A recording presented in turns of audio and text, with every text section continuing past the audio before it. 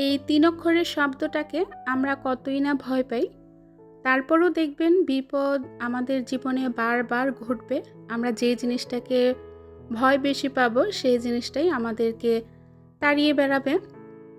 তো সকালবেলা ঘুম থেকে উঠি, একদম ভোরে রওনা করেছিলাম গ্রামের উদ্দেশ্যে। তো যাত্রাবাড়ি যাওয়ার পর দেখি এমন অবস্থা, কোথাও যাওয়া সম্ভব না, মানে কোনো গাড়িই ছিল না। ঘন্টার পর ঘন্টা দাঁড়িয়ে থেকে অপেক্ষা করে তারপর আবারও বাসায় চলে এসেছি। এত বছরে জীবনের প্রথম আমাদের সাথে এমন একটা ঘটনা ঘটেছে।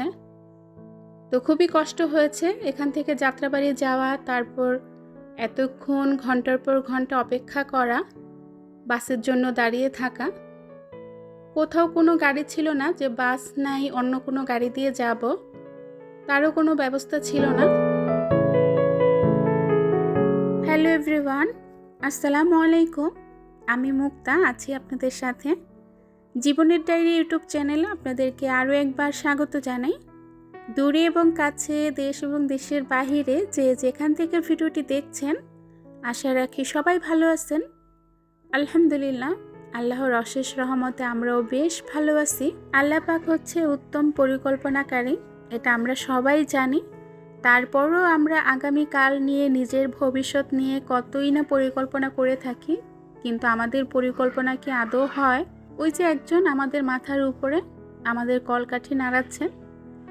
তো যাই হোক, গাছগুলোতে স্প্রে করে দুপুরের রান্নাটা করে নিলাম। এখানে সামান্য পরিমাণ মুরগি ভুনা করলাম, আর হচ্ছে শর্টকাট পোলাও রান্না করছি, কারণ ভাত বসালে অনেকটা সময় লাগবে, তাই আর ভাত বসালাম না, পোলাও বসিয়ে দিলাম। যেহেতু আজ বাবার বাড়ি যাওয়ার কথা ছিল, তাই ঘরে কোনো বাজারও ছিল না, সেই সাথে রান্না বাড়াও ছিল না। একদম রাতে খেয়ে সব থালাবাটি গুছিয়ে রেখে দিয়েছিলাম, মানে ধোয়া মোছা করে। তো তাই আবার এসে রান্না করতে হলো। মুস্তাকিমের বাবা আমাদেরকে বাসার জন্য গাড়িতে উঠিয়ে দিয়ে উনি মার্কেটে চলে গিয়েছেন, আমরা বাসায় চলে এসেছিলাম। তারপরে হচ্ছে পরের দিন সকালবেলা আবারও আমরা বাবার বাড়ি যাওয়ার উদ্দেশ্যে রওনা করেছি। আজকে ভোর ভোর টাইমে বাসা থেকে বের হয়েছে, একদম ভোরে। তো আজকে কি হয়েছে জানেন? আজকে যখন যাত্রাবাড়ি বাস স্ট্যান্ড এসেছি, এসে দেখলাম গাড়ির কোনো অভাব নাই, গাড়ি আর গাড়ি, কিন্তু যাত্রী নাই। গতকাল গাড়ি ছিল না, এত পরিমাণ যাত্রী ছিল, মানে যাত্রীর জন্য দাঁড়িয়ে থাকা সম্ভব হয় নাই, এত পরিমাণ ভিড় ছিল যাত্রাবাড়ি। আর আজকে আমরা ঘন্টা দেড়েক আপনার বাসে বসেছিলাম, কোনো যাত্রী ছিল না। যাই হোক, সমস্ত বাধা বিপত্তি ঝামেলা পেরিয়ে আমরা কিন্তু গ্রামে চলে এসেছি আলহামদুলিল্লাহ। তো এবার এসেই কিন্তু বড় বোনের বাড়িতে উঠেছি। এখানে ছোট বোনও ছিল, ছোট বোনের হাজব্যান্ড, বাচ্চারা ছিল। যাই হোক, এখানে যে বিশাল একটা কলার ছড়া দেখছেন, এটা কিন্তু বড় আপুদের গাছেরই কলা। এর আগেও একটা ছড়া পেকে গিয়েছিল, তখন সবাইকে দিয়ে দেওয়া হয়েছে। তো আমরা আসবো সেজন্য কলা ছড়াটা রেখে দিয়েছে। মাশাআল্লাহ, কলা ছড়াটা কিন্তু বিশাল বড় ছিল, আর এই কলাগুলো খেতে আমার কাছে অনেক বেশি ভালো লাগে, যেহেতু ফরমালিন মুক্ত কলা, তারপর হচ্ছে নিজেদের গাছের। তো বড় আপু কিন্তু রান্নাও বসিয়ে দিয়েছে, আপনাদের সাথে ছোট্ট করে একটু শেয়ার করেছি। তো তারপরে চলে এসেছি দোতলায়, এখানে মিস্ত্রিরা কাজ করছে, দোতলার কাজ চলছে। আল্লাহ পাক যদি চান তাহলে আগামী বছর বড় আপুর ছেলেকে বিয়ে করানো হবে, সেই উপলক্ষেই কিন্তু দোতলার কাজটা আগে সম্পূর্ণ করা হচ্ছে। আর বিশেষ করে ভাই যখন ইতালিতে চলে যান, মানে দুলা ভাই, তখন কিন্তু কাজ অফ থাকে। উনি যখন আবার বাংলাদেশে আসেন তখন কিন্তু কাজ আবার চালু হয়, সেজন্য ধীর গতিতে কিন্তু বিল্ডিংয়ের কাজটা হচ্ছে। তো আমিও চলে আসলাম উপরে দেখার জন্য যে রুমগুলো টাইলস লাগানোর পর কেমন লাগছে। এখনও কিন্তু অনেক কাজ বাকি আছে, এখনও জানালার থাই বাকি আছে, তারপর হচ্ছে টয়লেটের দরজা বাকি আছে। আর এই রুমটা কিন্তু বড় বোনের ছেলের জন্য বানানো হচ্ছে, তার পাশে আরেকটা রুম আছে, সেটা মেয়ের জন্য। আর বিশাল যে করিডোর, এই করিডোরের পাশে আরেকটা রুম আছে, সেটা হচ্ছে গেস্ট রুম করবে। আর নিচতলায় যেহেতু দুইটা রুম, ওখানে বড় আপুরা থাকবে। এখনও নিচতলার কাজ সম্পূর্ণ হয়নি, আগে দোতলার কাজটা সম্পূর্ণ হবে, হয়তো বা নিচতলার কাজটা আরেকটু দেরি হবে। তবে খুব বেশি ভালো লাগছে যখন টাইলস লাগানো হয়েছে, আর যখন সম্পূর্ণ কাজটা হবে দেখতে কিন্তু ভীষণ ভালো লাগবে। এটা হচ্ছে ছাদে যাওয়ার সিঁড়ি। আর ছাদের পাশে যে একটা রান্নাঘরের মতো দেখেন, ছোট্ট একটা রান্নাঘরের মতো করেছে, যাতে কারেন্টের চুলা রেখে কিংবা রাইস কুকার দিয়ে কোনো কিছু তৈরি করে খেতে পারে, ওইরকম একটা সিস্টেম করেছে।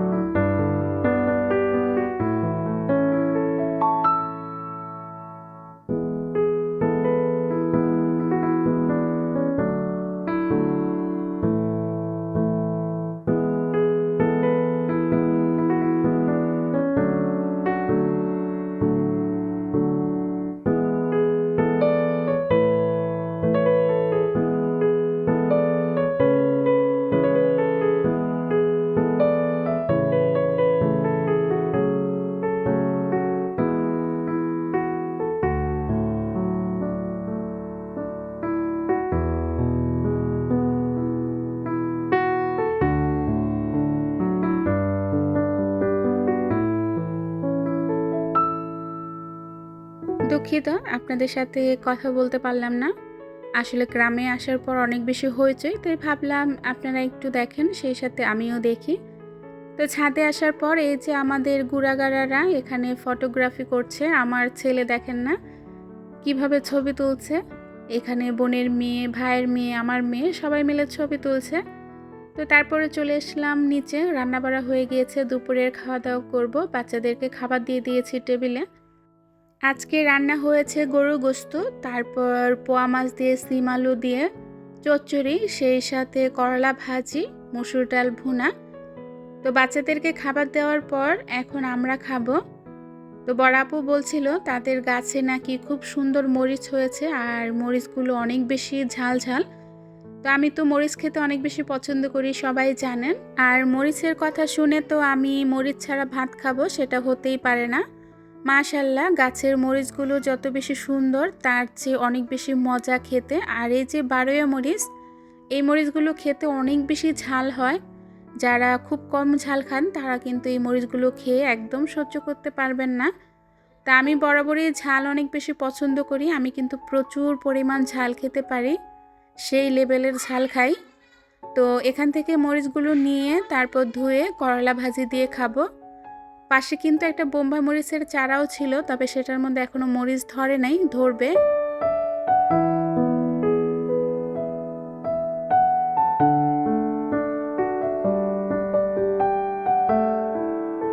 মাশাআল্লাহ, এরকম টাটকা মরিচ গাছ থেকে ছিঁড়ে খেতে কিন্তু ভীষণ ভালো লাগে।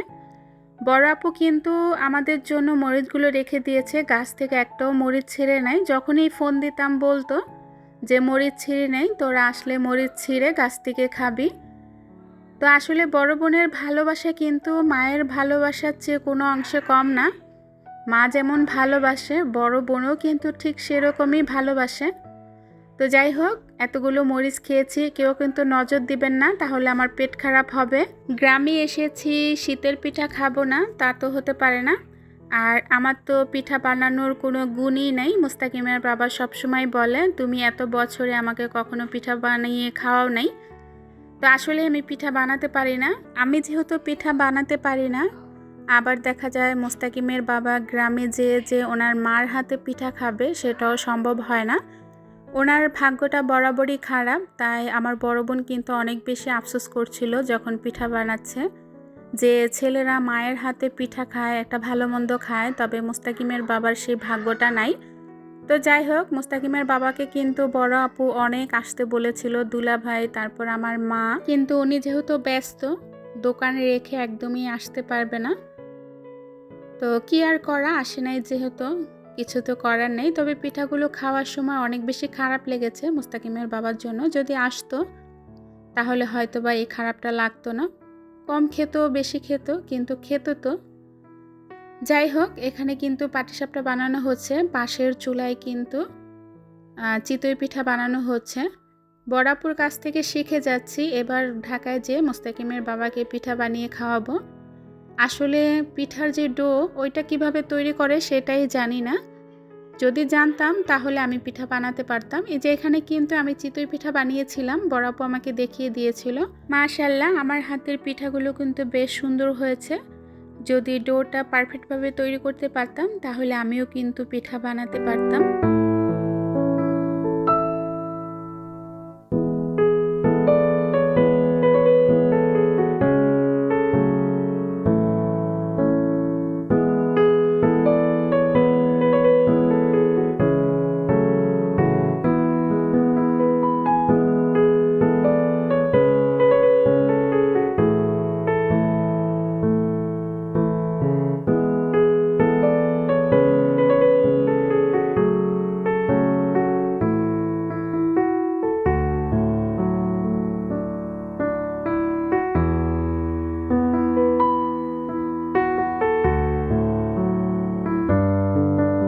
তো এটা হচ্ছে পরের দিন সকালবেলা, রাতে খাওয়ার পর অবশিষ্ট যেই পিঠাগুলো ছিল বড় আপু ওভেনে গরম করছে। সকালে আমরা নাস্তাতে পিঠাগুলো খাবো। আর দুপুরে খিচুড়ি রান্না হবে, সবজি খিচুড়ি। খিচুড়ি খেয়ে কিন্তু বড় আপুর বাড়ি থেকে বিদায় নিব। এসেছি, মা আব্বার সাথে দেখা হয় নাই, তাই বাড়িতে চলে যাব। তো ভিউয়ার্স, আজকের ভিডিওটা একটু ব্যতিক্রম হয়েছে, খুব তাড়াহুড়োর মধ্যে ভয়েস দিয়েছি। গ্রামে এসেছি জানেনই তো, এখানে অনেক বেশি লোকজন, হইচই ঝামেলা। তো যাই হোক, সবাই ভালো থাকবেন, সুস্থ থাকবেন, নিরাপদে থাকবেন। আল্লাহ হাফিজ, আসসালামু আলাইকুম।